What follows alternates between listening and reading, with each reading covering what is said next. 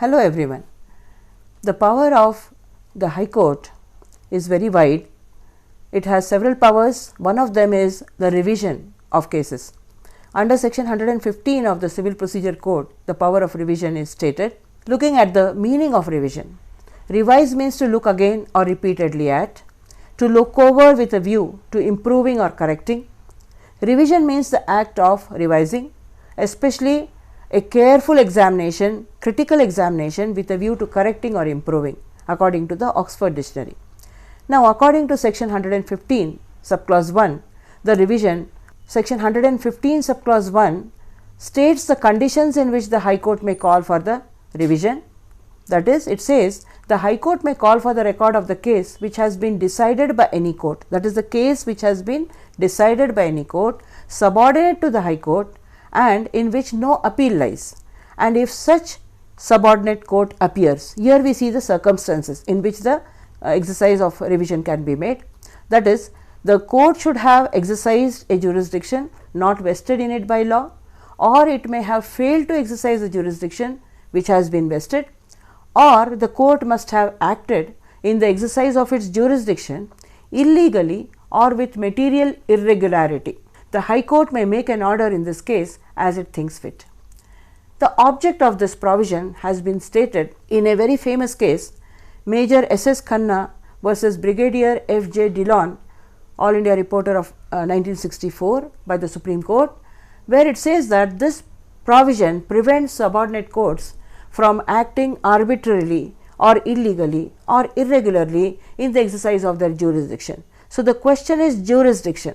It allows the High Court to correct the errors of the jurisdiction whenever it is necessary.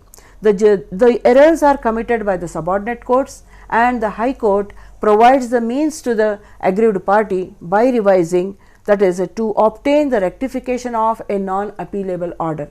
So, this is the object of this particular provision. Now, who may file for a revision? First of all, a person aggrieved by order passed by subordinate court can file a petition for revision, or the High Court may even exercise its revisional jurisdiction suo motu on its own. Now, what are the conditions? As we have seen, the case must have been decided first. It should be case decided. Secondly, the court which has decided the case must be a court which is subordinate to that High Court. Thirdly, the order should not be an appealable one.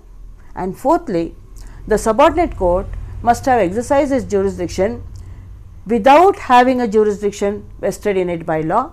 Secondly, it must have a jurisdiction vested by law, but it should have failed to exercise it, or the court should have acted in exercise of its jurisdiction illegally or with material irregularity.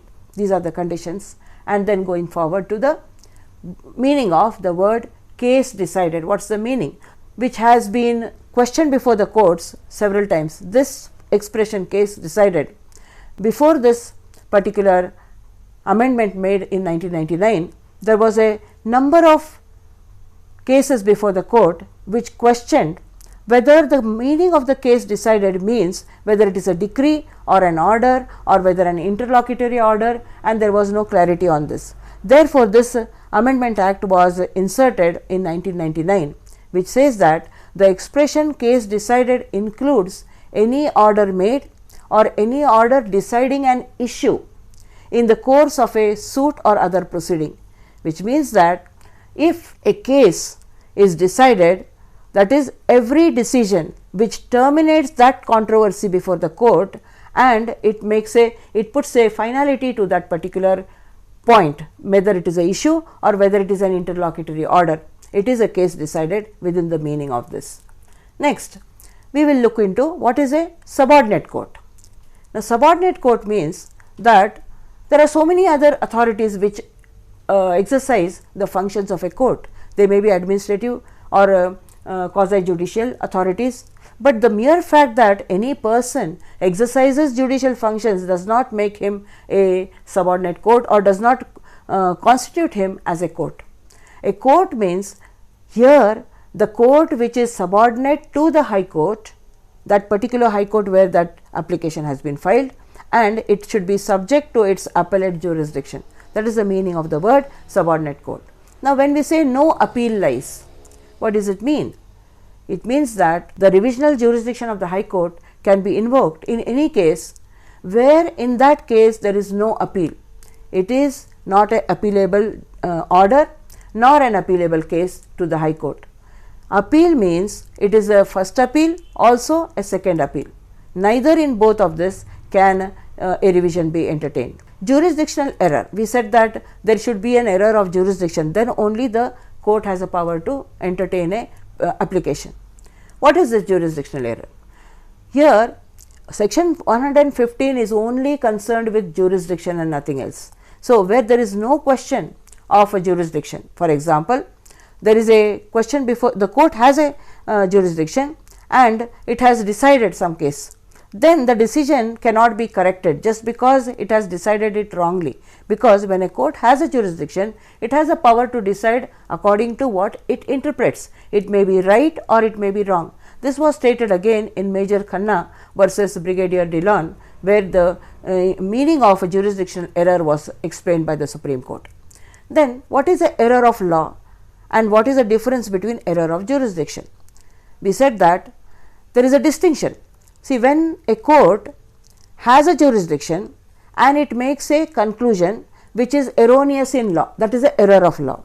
But when it assumes jurisdiction, it does not have jurisdiction, it thinks that it has a jurisdiction and it assumes, and which is not vested in it, it takes a wrong decision. That is error of jurisdiction. So, in the cases where it assumes jurisdiction, revision is permissible. In the cases where it has jurisdiction but gives a erroneous decision, it is not permissible to go for revision. That is stated in Ratilal versus Ranchod Bhai, All India Reporter 1966 by the Supreme Court. Next, the examples of exercise of jurisdiction not vested by law.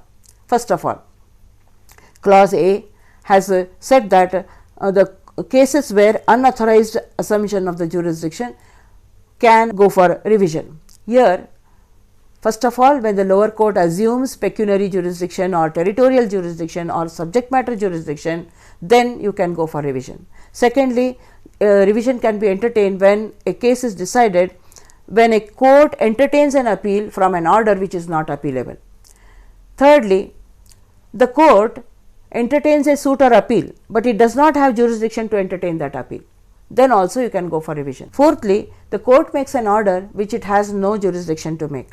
And fifthly, the court grants an injunction without considering the necessary requirements, that is, whether a prima facie case is made out, whether it is a balance of conveniences in the favor of that plaintiff, or whether he has suffered an irreparable injury. These things are not considered and grants an injunction. That is an example of a jurisdiction not vested.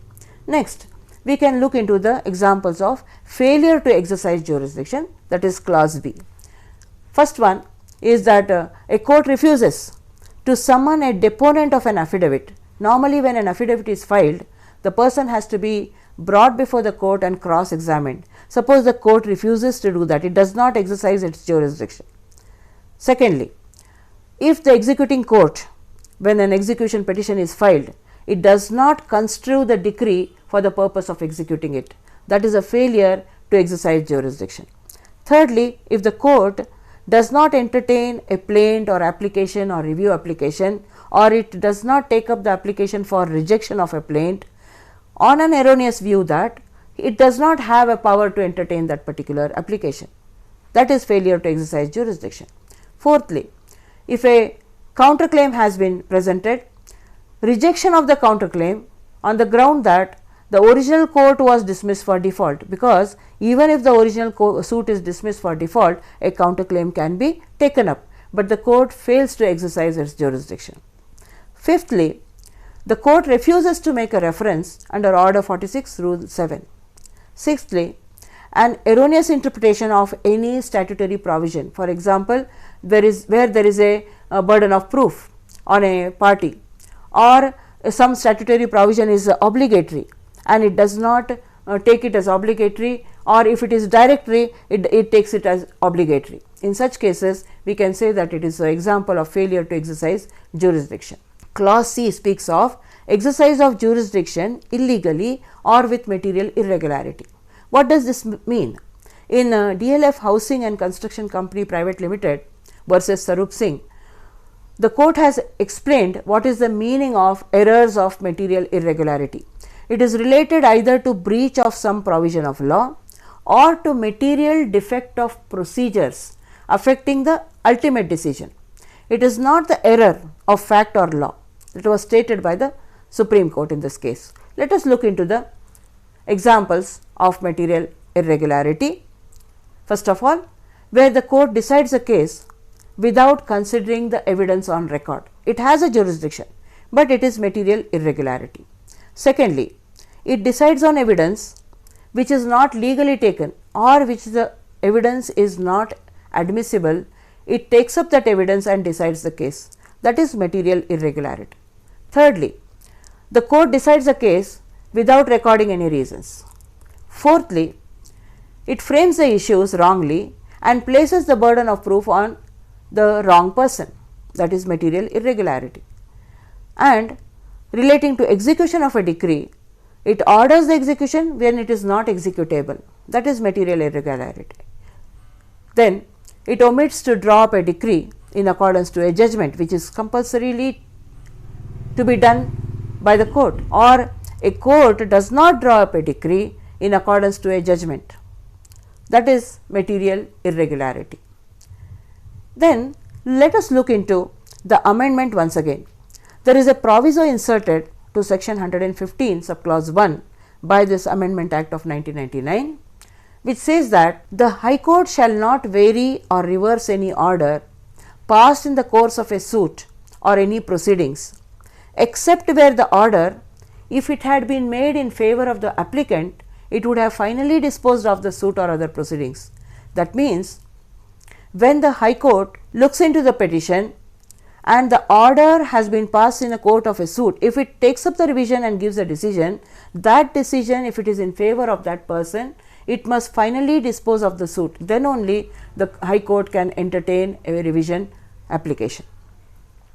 Next, there is a amendment by inserting section 115 subclause 2, which says that if there is an appeal or a High Court, if a appeal lies either to the High Court or a subordinate court or to any court which is subordinate to the High Court shall not vary or reverse any decree or order against that order if an appeal lies either to the High Court or to any court subordinate to the High Court.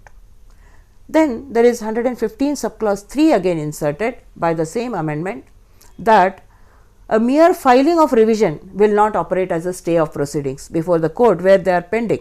Suppose you file a revision for a interlocutory order or to the order which has been passed finally, then unless the High Court grants the stay, those proceedings in the subordinate court will not be stayed.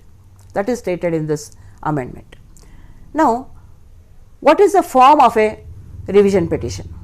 Here there is no particular form prescribed, just like we have a form of appeal, but the revision petition must contain grounds as to error of jurisdiction which has been mentioned under section 115 of the code.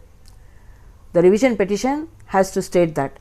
Secondly, the limitation for filing the petition has been specified in Article 131 of the Limitation Act 1963, according to which from the decree or the order which has to be revised, the period of limitation is 90 days. Then let us see, when does the High Court exercise its power? Here the High Court exercises revisional powers on application of a party, but there is no bar on the power of the High Court. It can itself call for any record, it can exercise its jurisdiction suo motu and pass necessary orders on the record which it calls for. This is stated in Swastik Oil Mills Limited versus the CST, All India Reporter of 1968. Then, when there are interlocutory orders, there are two kinds of interlocutory orders. One is appealable orders, others are non-appealable. Where there is an appealable order, there is no revision. Where there is a non-appealable order, revision lies under section 115 provided the conditions are fulfilled. This has been stated in Khushro S. Gandhi versus N.A. Guzdar. Now, normally when a applicant dies or when a person who is a party he dies, a suit abates, but that provision of order 22 does not apply to the revision petition. Here a revision petition does not abate even if the applicant dies because of a failure on the part of the applicant to bring on record the heirs of the deceased opponent. Then what is the procedure before the court? Here again the procedure is not expressly specifically described in the CPC. Grounds of revision should be there and it has to be mentioned, and a certified copy of the impugned order should be filed in revision.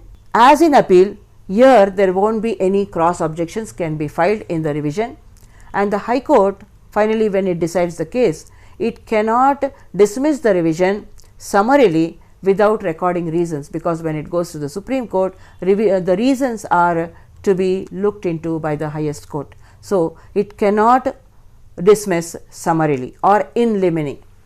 This is the procedure. Now, let us look into the distinction between appeal and revision. Now, an appeal lies, as we know, to a superior court. It may not even be the High Court, but the revision only lies to the High Court. Secondly, appeal lies from decrees and appealable orders. Revision lies from any case decided which is subordinate to a High Court, from a court subordinate to the High Court, where no appeal lies. Appeal is a substantive right conferred by a statute, whereas revision is a purely discretionary power of the High Court.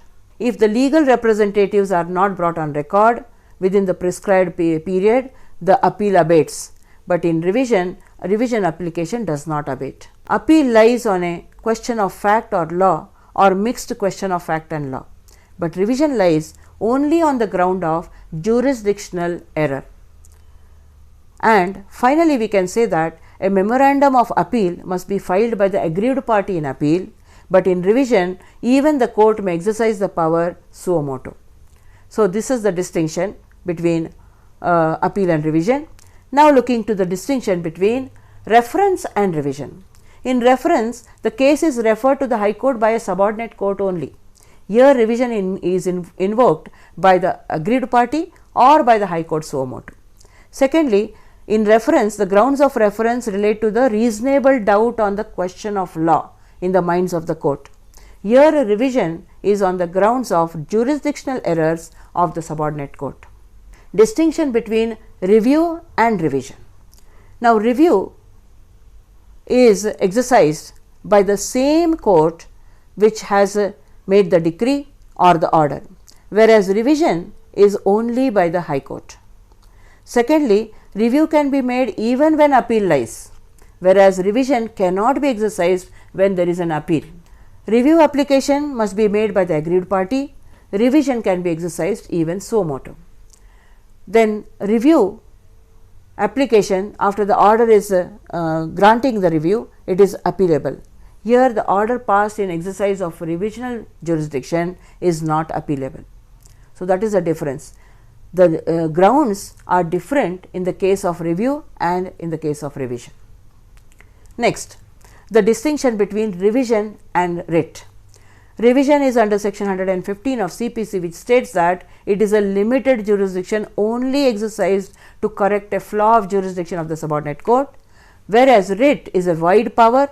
It is under article 226 of the Constitution. The High Court has a power to pass orders, writs, that is like certiorari and prohibition, not only in case of jurisdiction, but in any other case of error. That is the difference between writ and revision. Writ is a wider power. Then if the party has already invoked a revisional jurisdiction, he cannot go for a writ jurisdiction, he cannot file a writ petition later on. That is the difference. So, what are the points which we have discussed today? First of all, the exercise of the revisional jurisdiction by the High Court under section 115 are discretionary powers. Secondly, the High Court can interfere in a decision only on the conditions laid down in section 115, and the summary of all this could be stated that Section 115 provides relief to a party who has been aggrieved in any case which is decided by a subordinate court, but there is no appeal. Secondly, it protects the party from erroneous, arbitrary or illegal exercise of power or failure to exercise jurisdiction by a subordinate court. I hope you have learned something from this video. If you have liked it, please share it with anyone who you think would be interested. Please leave your comments and I would be happy to reply to them. Do subscribe to get more information on everyday law and legal studies. Thank you.